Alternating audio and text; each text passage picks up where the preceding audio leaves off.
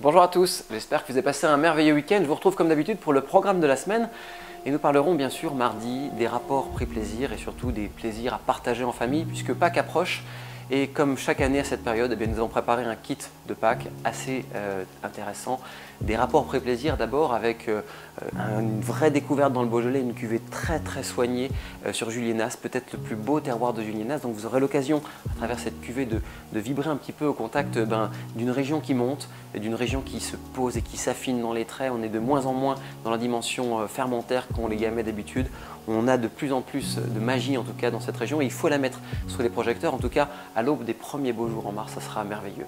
Vous trouverez également tout ce qui fait le plaisir à table d'un beau déjeuner de Pâques, comme un grand vionnier pour accompagner des asperges, un beau vin de dessert pour accompagner des saveurs chocolatées. Et Dieu sait si normalement à cette période il y en a. Et puis on retrouvera également des best-of de chefs-d'œuvre, des vins qui ont marqué un petit peu, qui ont imprimé le cœur des membres de chefs-d'œuvre à travers les dernières années. Donc ça sera un petit pêle-mêle de tout ce que en fait vous avez adoré.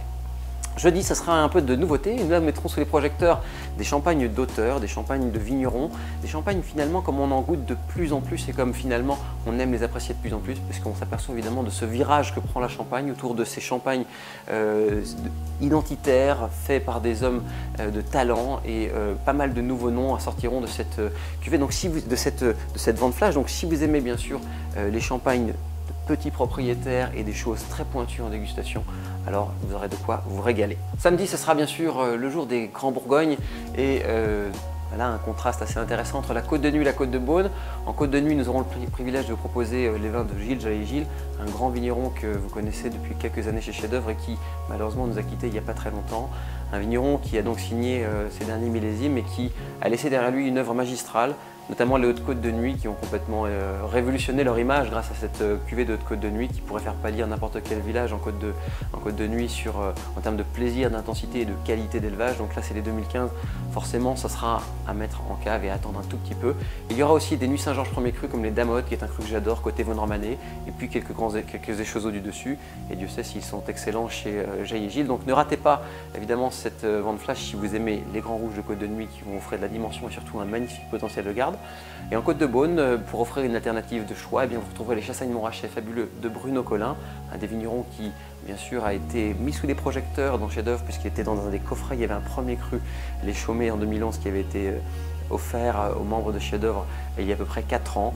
Et on revient aujourd'hui avec une offre extrêmement complète entre différents crus, des premiers crus, des villages, donc autour de Chassagne-Montrachet. Ça fait partie des domaines qui montent très fort en ce moment et qui font partie, bien sûr, de l'élite de la Côte de Beaune.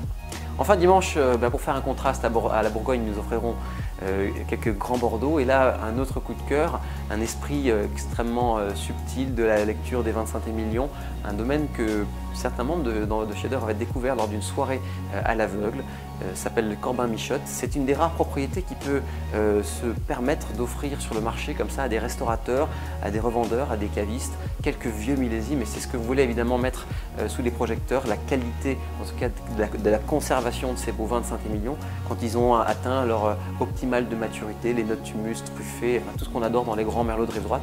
Et alors le petit plus évidemment de cette sélection, c'est que évidemment les prix sont très sages. On peut encore s'offrir ces châteaux à prix doux, souvent autour de 40 €. Donc vous voyez, pour des vins qui ont des fois 10 ou 15 ans, c'est vraiment très intéressant et ça permet bien sûr de compléter sa cave quand on aime collectionner. Voilà rapidement pour le programme de la semaine. Merci à toutes et tous pour votre fidélité et à bientôt pour un nouveau programme.